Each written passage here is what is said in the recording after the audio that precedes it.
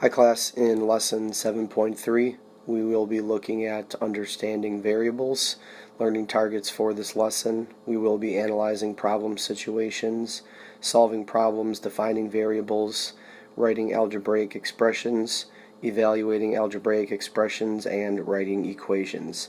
If you take a look at the key terms in 7.3, all three of these key terms are on your knowledge rating scale, so make sure that you take a look at the definitions that you came up with and get a good understanding of these terms as we go through the lesson.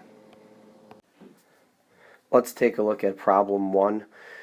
Number 1 says that the flat rate to ship a small box with dimensions of 8 5/8 by 5 3/8 by 1 5/8 is going to be $4.95. So what I would like you to do in order to get started for today is answer letters A through D for number 1, and to also answer questions number 2 and number 3. Now if you notice in letters A through C, they want you to write a numeric expression to help you calculate the cost for the question that they are asking. I want you to remember that back from 7.1, a numerical expression is a math phrase that contains numbers and many times operations that are going to tell you what to do with a value. Those operations, of course, being addition, subtraction, multiplication, and division. So go ahead and do A through D for number 1 and 2 and 3. If I take a look at letter A, what is the cost to ship 6 small boxes? I'm going to take $4.95 times 6. So the cost to ship 6 small boxes is $29.70. For letter B, 12 small boxes times the $4.95 gives me $59.40. For letter C, 17 boxes, 17 times the $4.95, $84.15. And finally for letter D, a sentence to describe how you can determine the cost to ship any number of the small boxes. You can multiply the number of small boxes by the $4.95 per box flat rate to determine the total cost of shipping. For number 2 and 3 down at the bottom of page 484, the quantity or quantities that changed in question 1, the number of small boxes and the total cost to ship the boxes are the quantities that changed.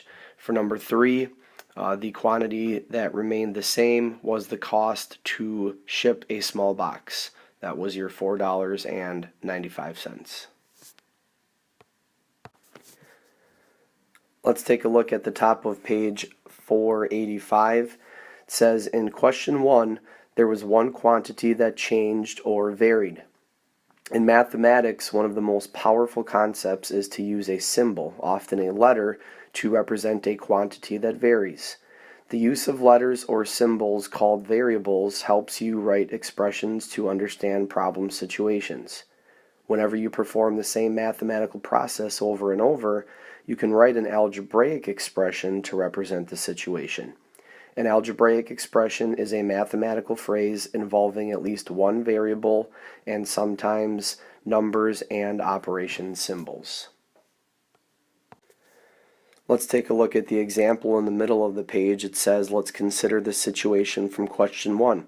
To write an algebraic expression that represents the shipping charges for any number of small boxes, think about each of the number sentences that you wrote in parts A through C. So we have the flat rate that was staying the same every single time. That was $4.95. And the number of small boxes that was changing each time. First we had 6, then we had 12, then we had 17. So in order then to write an algebraic expression, first we need to select a variable, and in this case we can say n for the number of, and that's what we want to assign to the changing quantity. So we are going to let n then equal the number of small boxes. Then we're going to replace the given value of the number of small boxes in the numerical expression with the variable n. So our expression is going to look like 4.95 times n. If we look at number 4 down at the bottom of the page, then let's use the algebraic expression 4.95n to calculate the cost to ship letter A, B, and C 20, 100, and 252 boxes. Here are what your answers should look like for letters A, B, and C. Again, we are taking each of the values that are changing and we are plugging them in to the variable that we assigned. 20 small boxes would give us $99, 20 times 4.95. 100 boxes would be $495, and 252 boxes would cost $1,247.40. Let's take a look at number 5. The business manager has reviewed expenses for the last 3 weeks. Determine the number of small boxes that were shipped given the total cost of the shipping receipt. So I would like you to answer letters A through D for number 5, and then go ahead and answer number 6 and number 7. This problem is set up very similar to the one that we just went over. If you take a look at letter D, you want to write a sentence to describe how to calculate the number of small boxes that were shipped given the total cost of the shipping receipt. And then for number 6, we are looking at quantities that may have changed, and for number 7, quantities that may have remained the same. So go ahead and do 5, 6, and 7. For number 5, in order to determine the number of small boxes that were shipped, if I'm given the total cost, I need to use division. So for letter A, 19.80, $19.80 divided by 495 is going to give you 4. So 4 small boxes were shipped. Letter B, 14 small boxes were shipped, $69.30 divided by 495. Letter C, 21 small boxes were shipped, 103.95 divided by 495. And letter D, I can divide the total cost of the shipping receipt by the $4.95 per small box rate in order to determine the number of small boxes that were shipped.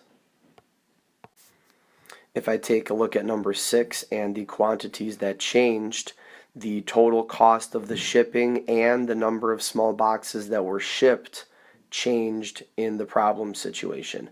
For number 7, the cost to ship a small box is again the quantity that remained the same. Let's take a look at the bottom of page 486. It says to help you calculate the costs of an unknown quantity, you can write an equation. An equation is a mathematical sentence that contains an equal sign. An equation can contain numbers, variables, or both in the same mathematical sentence. So if we take a look at number 8, we want to try to write an equation to describe this situation, the problems that we just solved. Let n represent the number of small boxes, and let C represent the total shipping cost in dollars. If we take a look at the first answer, the first problem situation that we went over, 4.95 times n, was going to give you C. So this is what the equation would look like. 4.95n is equal to C. We knew the number of small boxes that we were going to ship. We multiplied that by 495, and that was going to give us the cost. In the problem that we just went over, we were trying to figure out the number of boxes if we knew the total shipping cost. So we were going to go with C, which would represent the total shipping cost divided by 4.95, and that was going to give us N, the number of small boxes. Let's take a look at problem 2 on page 487. The social club is planning an event to kick off the annual charity drive. The social club has 15 total members. Each member is responsible for sending out an equal number of invitations for the upcoming event. So what I would like you to do to get started in problem 2 is answer letters A, B, and C at the bottom of page 487, and also go ahead and answer letters D, E, and F at the top of page 488 for number 1. Let's take a look at our answers for letters A, B, and C. The social club has 15 total members. That was a very important part of the problem situation because that is going to help us figure out that we need to use division. 75 people are invited. 75 divided by 15. Each member will send 5 invitations for letter A. For letter B, 225 divided by 15 is 15 invitations, and for letter C, 375 divided by 15 is 25 invitations. Again, if we're looking at a sentence to describe how we can determine the number of invitations for each club member that they will be sending, for letter D, you can divide the number of people invited by 15 to determine how many invitations each club member will send. For letter E, quantity or quantities that are changing or that are remaining the same, the total number of invitations and the number of invitations each member sent, those are the quantities that changed, and the total number of club members remained the same.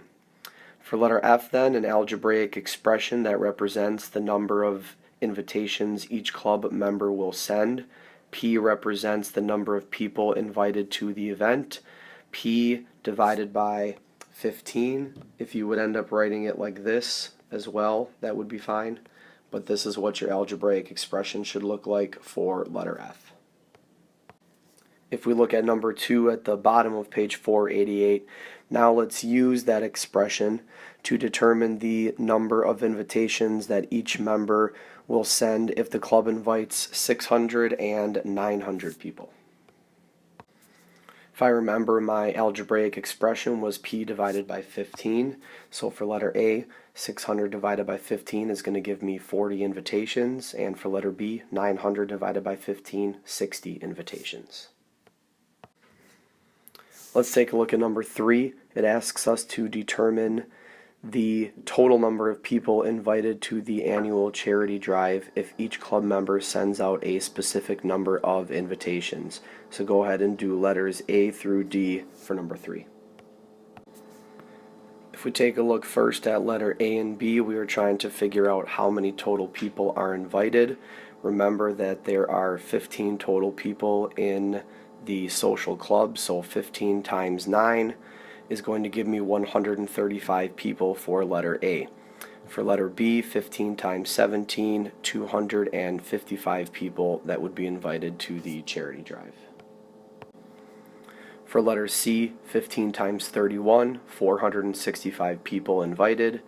For letter D, the sentence that you would want to write, you're going to multiply the number of invitations sent out by each club member by 15 to determine how many total people are invited to the annual charity drive. Let's finish off problem 2 by doing number 4 at the bottom of page 489. Write an equation to describe this situation. Let P represent the total number of people invited to the annual charity drive, and let N represent the number of invitations sent out by each club member. If we remember back to the first problem that we solved, P divided by 15 equals N. That is the equation that we should use to describe the situation. We were trying to determine how many invitations were going to be sent out by each club member. For the second question then, the one that we just answered, 15N, or 15 times N, would be equal to P. P is the total number of people invited to the annual charity drive, and N is representing the number of invitations sent out by each club member. Let's take a look at problem 3 and number 1.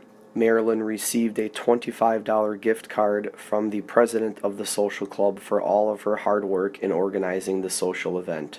Complete the table to determine the price Marilyn will pay for each item if she uses her gift card. So go ahead and get the table filled out, and I want you to answer number 2, 3, and 4 as well. Here is what your table should look like. The value of the gift card for the shoes, concert ticket, and video game should all be $25.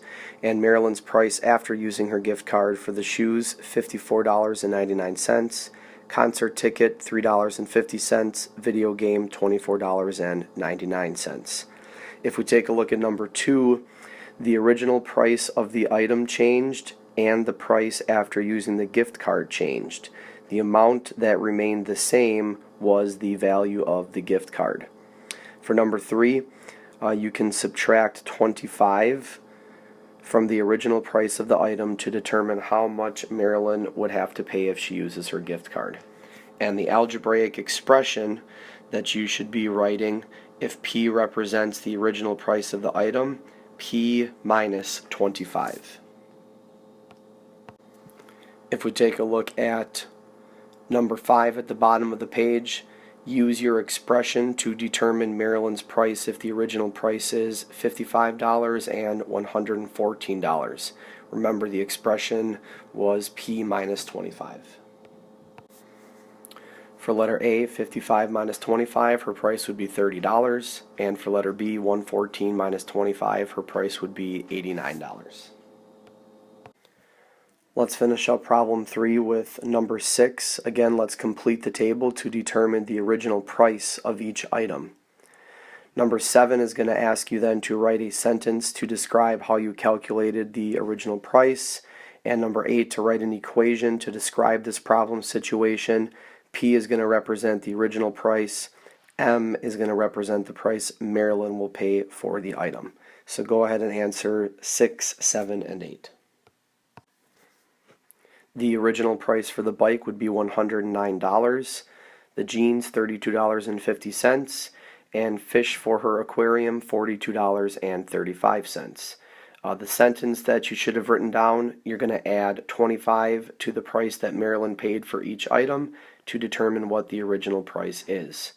And for number 8, the equation, P representing the original price, M representing the price Marilyn will pay for the item, M plus 25 is equal to P. That's going to do it for lesson 7.3 on understanding variables. Please let me know if you have any questions. Thanks.